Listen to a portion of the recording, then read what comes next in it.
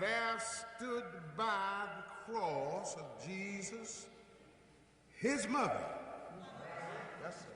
and his mother's sister, Mary, the wife of Cleopas, and Mary Magdalene. When Jesus therefore saw his mother and the disciple standing by whom he loved, he said unto his mother, Woman, behold thy son. Then said he to his disciple, Behold thy mother. And from that hour, that disciple took her unto his own home.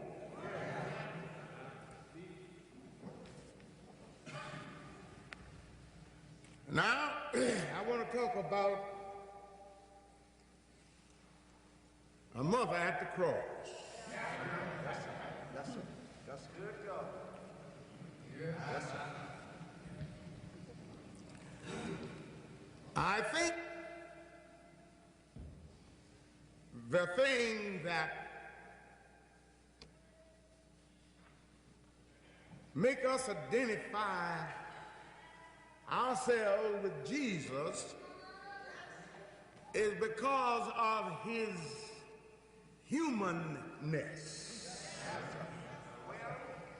I thank God that he didn't make him without the tendency of temptation. I thank God that the Lord made him in such a way that he got hungry, he got tired, he got sleepy, he got lonely, he wept, cried like you cry sometimes. In this instance, he did something very characteristic of himself, that under the spell of excruciating pain, in an hour when he felt like even God had forsaken him, when darkness was not only upon him physically, but darkness was upon him mentally and spiritually. We have those hours sometime with us. For in our lives, some rain falls, some winds blow, some storms arise. But characteristic of him, because under those unusual circumstances, he thought about others. He thought about his mother. Now, his mother had been with him from birth. She was at the cradle. She was in the home. She was in and out of the carpenter shop. She walked backwards and forward to Jerusalem along with him. Those were not hard places, bad places. But the thing that makes this experience unique is that she was not only at all of these other places, she was at the cross.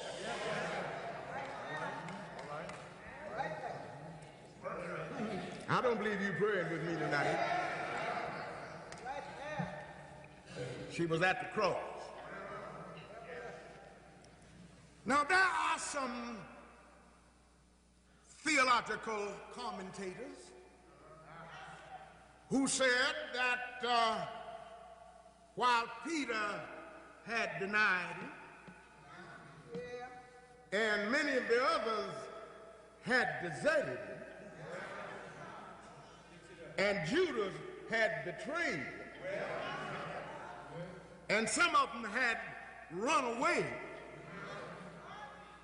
Mary was there. Some of the commentators said that she was there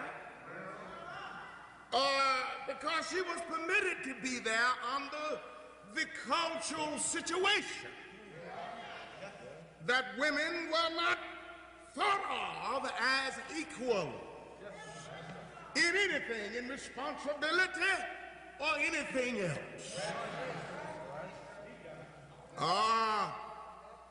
It is said that women were almost unnoticed. But this is a sad commentary. Anytime a man has been charged with treason,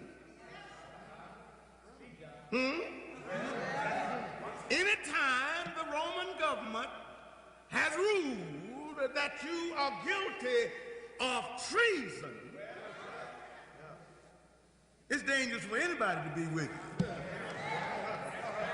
Did you hear me? Anytime the Jewish church had decreed that he was a heretic, an impostor, and a devil, I want to tell you it was dangerous for Mary to be there. You know, if you've read this scripture with any care, the scripture surrounding the trial and crucifixion of Jesus, the arrest, the trial, and the crucifixion, you'll notice that the charge was first a religious charge. Yes. He had blasphemed against God, according to the high priest. But the country, Judah, although the Jews had some right, they did not have the right of capital punishment. Did you hear me? And of course, when they came up with that charge, Herod wouldn't deal with it. Now you got to get another charge. Now whatever he's done to offend you all here in your church, we can't deal with that. It's certainly not deserving capital punishment.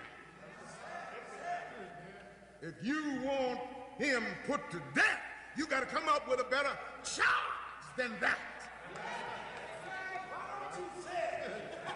And they went back and brought up treason, saying that he was working against Caesar. He was working against the state. He was inspiring and instigating a revolution against Rome.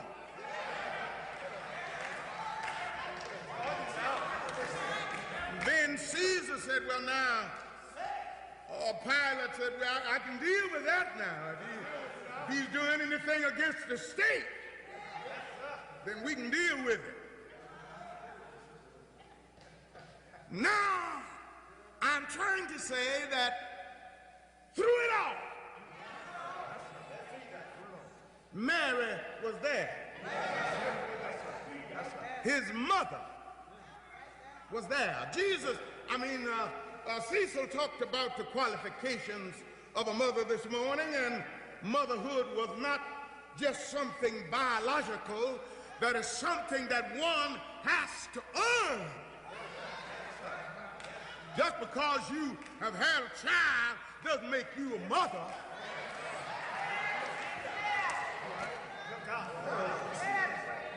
Motherhood is something that one has to achieve. Well, I'm trying to tell you that Mary was a model mother. She not only brought him into this world, she taught him the traditions of his people. She saw to it that he observed all of the rites, all of the ceremonies. And here at the end, she was there. Didn't have the privilege of being at his bedside. It was worse than that. She was standing by his cross. Said, well, why wasn't she scared? Love rules out fear. Said, well, he's broken the law. Love doesn't care anything about breaking the law. Some folks say, I love you when you're right, but when you're wrong, I'm through with you. Then you don't love. You don't hear me. Because if you love me, you with me right or wrong. You are there to help me get straight if I'm wrong. She was at his cross. Her sister was there. And then Mary Magdalene was there. Her sister, who was the mother of James and John, had come to him one day and said, well, now, I know that you're going to follow the Messianic tradition, and I know you're about to get your kingdom set up and organized. I want my two sons to be closest to the throne. I want James on one side. I want John on the other. Don't have too much time to worry about other folk children. I'm talking about mine. Jesus pointed out to her the selfishness of her ambition, but it didn't crush her, for she was working for her own children. She was functioning as a mother. You don't hear me tonight. Listen, if you please. I believe it was Rudyard Kipling who said, if I were hanged from the highest hill, mother, oh mother of mine, I know whose love would follow me still. Mother, oh mother of mine, if I were damned or drowned rather in the deepest sea, mother, oh mother of mine, I know whose love would come down to me. Mother, oh mother of mine, if I were damned of body and soul, I know whose prayers would make me whole. Mother of mine, oh mother of mine, she was at the cross. I tell you, if one is in the deepest sea, she's there, or her prayers are there. If you're damned body and soul, her love and prayer will make you whole. You don't hear me? So Jesus said, woman, which was not derogatory, considering it within the framework of his culture. It was not disrespectful. He said, woman, behold your son. So now, I know I'm about to leave here. I'm hanging from a tree, and my weight is tearing the flesh in my hand. But I want to see that you have a home before I leave here. I want you to have somewhere to go. Now, I got some brothers, but I can't leave you with my brother, your other sons, because they don't believe in me. I wish I had somebody here to pray. I want to leave you with somebody who believes that God has wrought a miracle in my life. You don't hear me today. That was one of the things he said from the cross. Another one, I said he was concerned about others.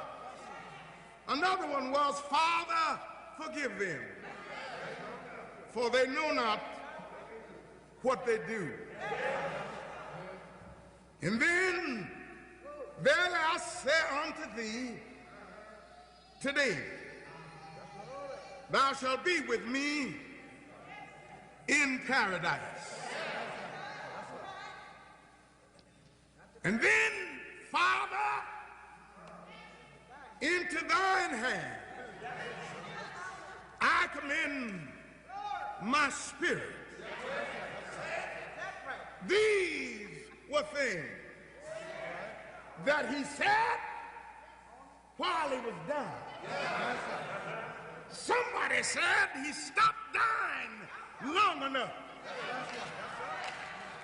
to run revival and take one of the thieves along with him. You don't hear me. Stop dying and prayed for him and said, this day you'll be with me in paradise.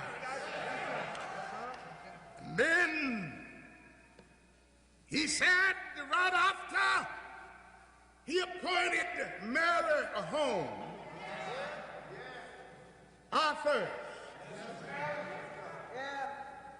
I've been out here since noon, hanging on this tree. I've been out here under unusual tropical sun. I've been losing blood since last night. But I wanted to get at least one of the thieves straight. And then I wanted to pray for everybody who's doing things against themselves and others. I wanted to pray for them before it's over. And then I want to commit and commend my spirit to my God. And certainly he did. And when he said that, he dropped his head and said, it's finished. The battle is over. The task has been completed. The work has been done. To this end, was I born. And for this cause came I into the world. And it's finished now. Oh, Lord, I don't need anybody to commit me. I don't need anybody to read the burial ceremony. Well, I'm gonna set myself, yes I am, into your hand. I commend the Spirit, oh Lord. And I remember reading a story a long time ago that dealt with mother's eternal love. It is said that her son was in jail, and he was in there because he had been condemned to die. Oh Lord, they were going to put a rope around his neck, and the hangsman was going to remove the plank on which he was standing. Oh Lord, and they had tried and failed time and again to get him a reprieve. Oh Lord, and every time they failed, oh Lord, the mother thought about an old tradition that went on and obtained in that country. Before they hanged anybody, they had to ring the bell. Oh Lord, and early that morning she got up and went down to the courthouse where the gallows had been situated. Oh Lord, she climbed up in the belfry about an hour before time. Oh Lord, and then the hangman and his crowd came marching out, and she was up in the belfry holding on to the bell clapper. Oh Lord, they got the rope in their hand. They pulled down, but there was no sound. And as they pulled the bell swung over from one side to another. Oh Lord, she fell against the iron wall of that big bed. Oh Lord, she was bruised, she was bleeding, but she held on to the bell clapper. Oh yes she did. Yeah. And after a while, they gave up. After a while, they said, since the bell will ring, we can't execute him. Oh Lord. By that time, she fell down on the ground under the bell clapper with blood running from her nose, from her eyes, and from her shoulder. Oh Lord. She said, well, son, I know you meant good. You are my child. Go on. Go well. Go well. About me. I'm all right. Did you know that Jesus held the bell clapper of time and eternity?